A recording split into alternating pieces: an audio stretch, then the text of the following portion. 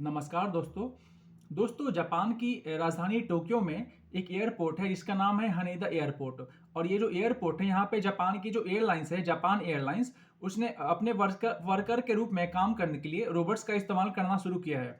वैसे दोस्तों, ये जो रोबोट्स का जो इस्तेमाल कर रही है जापान एयरलाइंस, इसको हम लोग ह्यूमनाइड रोबोट्स कहते हैं। और ये जो ह्यूमनाइड रोबोट्स होते हैं, ये दिखने में बिल्कुल ह्यूमन के जैसे ही होते हैं, क्योंकि इनका शेप ह्यूमन के जैसा ही होता है। जिस तरीके से ह्यूमन के पास एक हेड होता है, 2 हैंड्स होते हैं, 2 लेग्स होते हैं, उसी तरीके से ये जो ह्यूमनाइड रोबोट्स होते हैं, इनके पास भी एक हेड होता है, 2 हैंड्स होते हैं और 2 लेग्स होते हैं। लेकिन दोस्तों, ये जो ह्यूमनाइड रोबोट्स होते हैं, ये एक तरह से मशीन होते हैं और इसी कारण से इनका इस्तेमाल अलग-अलग कामों के लिए किया जाता है। और इसी कारण से ये जो जापान की एयरलाइंस है, उसने इन ह्यूमनाइड रोबोट्स का ही इस्तेमाल अपने वर्कर्स के साथ करने के लिए किया है। वैसे दोस्तों, एयरपोर्ट पे तो बहुत सारे अलग-अलग काम होते हैं, जैसे कि वहाँ पे साफ-सफाई करना, या फिर बैगेज को एक जगह से उठा करके दूसरी जगह ले जाना, या फिर एक गाड़ी में से उठा करके उसको फिर एयरक्राफ्ट के अंदर डालना। तो वैसे दोस्तों, एक तरह से ये डिफ़िकल्ट काम होता है, काफ़ी ज़्यादा हेवी काम होता है, क्योंकि बैगेज तो काफ़ी ज़्यादा भारी होता है। और इसी कारण से दोस्तों, जब कोई भी ह्यूमन जब इस टाइप्स के भारी-भारी बैगेज को उठा करके एक जगह से दूसरी जगह रखता है, तो उसको काफ़ी ज़्यादा दिक्कतें का सामना करना पड़ता है। लेकिन जब यही काम अगर रोबोट करने लग जाएँ, तो फिर इनसे एक तरह से काफ़ी ज़्यादा राहत मिलेगी ह्यूमन्स ह्यूमन्स को। तो दोस्तों, इन्हीं सभी बातों को ध्यान में रखते हुए, ये जो जापान की जो एयरलाइंस है, उसने अपने वर्कर्स के रूप में काम करने के लिए अपने कंपनी के अंदर ह्यूमनाइड रोबोट का यूज़ करना शुरू कर दिया है।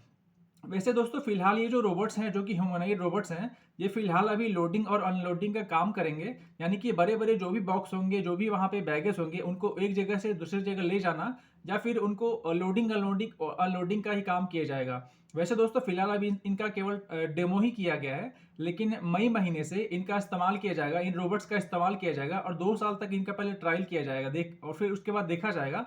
और जब ये सक्सेसफुल रहा, तो फिर आगे इनको जो है कंटिन्यू कर दिया जाएगा। वैसे दोस्तों, यदि बात करें जापान के बारे में कि जापान आखिर में ऐसा क्यों कर रहा है, तो दोस्तों देखा जाए तो जापान का जो पॉपुलेशन है, वो लगभग 12 करोड़ 34 लाख है। लेकिन दोस्तों, जापान का जो पॉपुलेशन है, उसमें से जो अधिकतर जो पॉपुलेशन है, जो कि काफ़ी ज़्यादा एज का हो गया है। लेकिन जैसे भारी-भारी जो भी काम होते हैं, उनको करने के लिए काफ़ी कम एज के लोग चाहिए होंगे, काफ़ी यंग पीपल चाहिए होंगे। और इसी कारण से ये जो एयरपोर्ट्स पे जो भी काम होते हैं, इनको करने के लिए भी काफ़ी यंग पीपल चाहिए। लेकिन जापान के पास उतने लोग तो हैं नहीं, जो कि युवा भी हों और जो कि काम भी कर सके।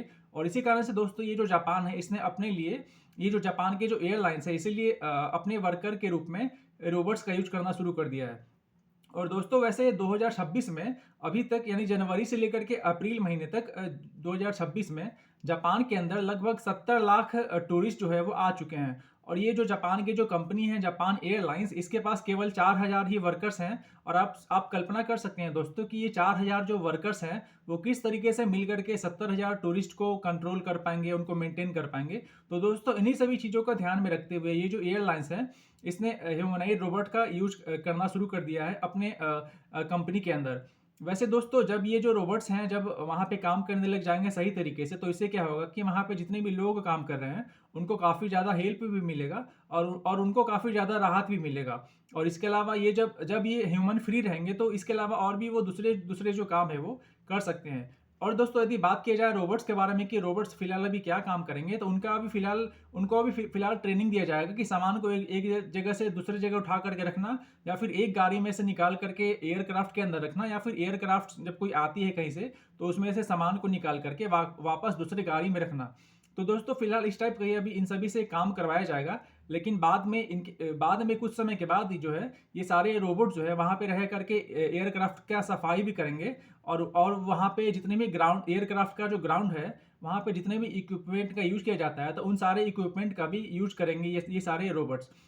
वैसे दोस्तों, अभी जनरली एयरक्राफ्ट को साफ करने में ह्यूमंस का यूज़ किया जाता है, या फिर एयरपोर्ट पे जो ग्राउंड इक्विपमेंट होते हैं, उनके लिए भी ह्यूमन का यूज़ किया जाता है। लेकिन आने वाले टाइम में ये जो जापान का जो एयरलाइंस है, वो एयरक्राफ्ट को साफ करने के लिए भी इन्हीं रोबोट्स का यूज़ करेगी।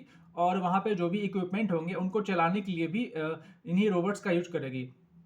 लेकिन दोस्तों, यहाँ पे एक सवाल आता है कि जापान तो काफ़ी पहले से ही एक डेवलप्ड कंट्री बन चुका है, तो क्या जापान पहली बार ऐसा कर रहा है कि रोबोट का यूज़ कर रहा है? तो दोस्तों ऐसा नहीं है। जापान के बहुत सारे अलग-अलग एयरपोर्ट्स हैं जो कि पहले से ही वहाँ पे रोबोट का यूज़ किया जा रहा है। जैसे कि सिक्योरिटी चेकिंग के लिए भी रोबोट्स का यूज़ किया जाता है वहाँ पे, या फिर शॉपिंग के लिए भी रोबोट्स का यूज़ किया जाता है, और भी इसके अलावा बहुत सारे अलग-अलग प्लेसेस हैं जहाँ पे रोबोट्स का यूज़ किया जाता है। लेकिन दोस्तों ये एक तरह से जापान एयरलाइंस की तरफ से पहला कदम है, पहला एक ऐसा एक्शन लिया गया है कि जापान के वर्कर के साथ भी वहाँ पे रोबोट्स भी काम करेंगे।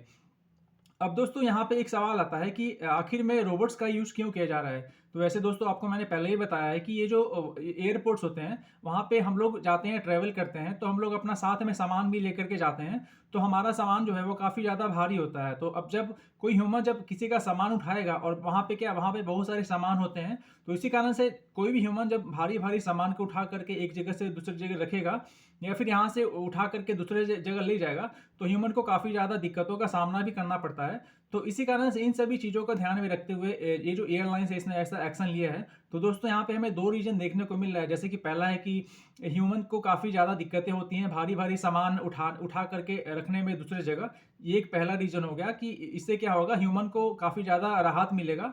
और दूसरा रीज़न है दोस्तों कि वहाँ पे टूरिस्ट काफ़ी ज़्यादा मात्रा में आने लगे हैं। और तीसरा रीज़न है दोस्तों कि वहाँ पे यंग पीपल जो है, जो कि भारी-भारी सामान उठा सकते हैं, उनका संख्या काफ़ी कम है। और इसी कारण से दोस्तों हमारे पास यहाँ पे 3 रीज़न मिल रहे हैं जिसको ध्यान में देखते हुए ये जो जापान की जो एयरलाइंस है उसने अपने लिए ये एक नया एक्शन लिया है कि वो अपने कंपनी के अंदर काम करने के लिए ह्यूमनॉइड रोबोट का यूज़ करना शुरू कर दिया है। और दोस्तों वैसे देखा जाए तो जापान जो है काफ़ी पहले से ही काफ़ी डेवलप्ड कंट्री रह चुका है। वो काफ़ी अलग-अलग फ़ील्ड में काफ़ी ज़्यादा आगे भी निकल चुका है। तो इसी कारण से दोस्तों आई होप कि ये जो जापान है जिस तरीके से रोबोट्स का इस्तेमाल कर रहा है इस एयरपोर्ट्स पे, आने वाले टाइम में काफ़ी और भी ज़्यादा ग्रो कर सकता है इन रोबोट्स को लेकर के। वैसे दोस्तों ये जो रोबोट्स का जो इस्तेमाल किया जाएगा जापान के एयरलाइंस के अंदर, वो जो रोबोट्स होंगे वो चाइना में बने होंगे रोबोट्स। और दोस्तों वैसे अभी आपको मैंने रिसेंटली एक वीडियो में बताया था ह्यूमनॉइड रोबोट के बारे में कि चाइना के अंदर एक हाफ मैराथन रेस हुआ था। वहाँ पे जो रोबोट्स हैं वो भी उनमें उन दौड़ में पार्टिसिपेट किए थे। तो दोस्तों एक तरह से हम लोग बोल सकते हैं कि चाइना और ये जो जापान है, ये काफ़ी अच्छा तरीके से ग्रो कर रहे हैं रोबोट्स के मामले में, जो कि हमें अब दिखने को मिलना भी शुरू हो गया है। तो दोस्तों अब आने वाले समय में अब हम वेट कर सकते हैं आने वाले टाइम का कि किस तरीके से ये जो जापान है अपने यहाँ ह्यूमन के साथ-साथ रोबोट्स का भी यूज़ करेगा अपने काम को करने के लिए, और अपने कंट्री को किस तरीके से और आगे ले जाएगा। तो दोस्तों इस वीडियो में इतना ही। आपसे मिलता हूँ मैं अगले वीडियो में। तब तक के लिए गुड बाय।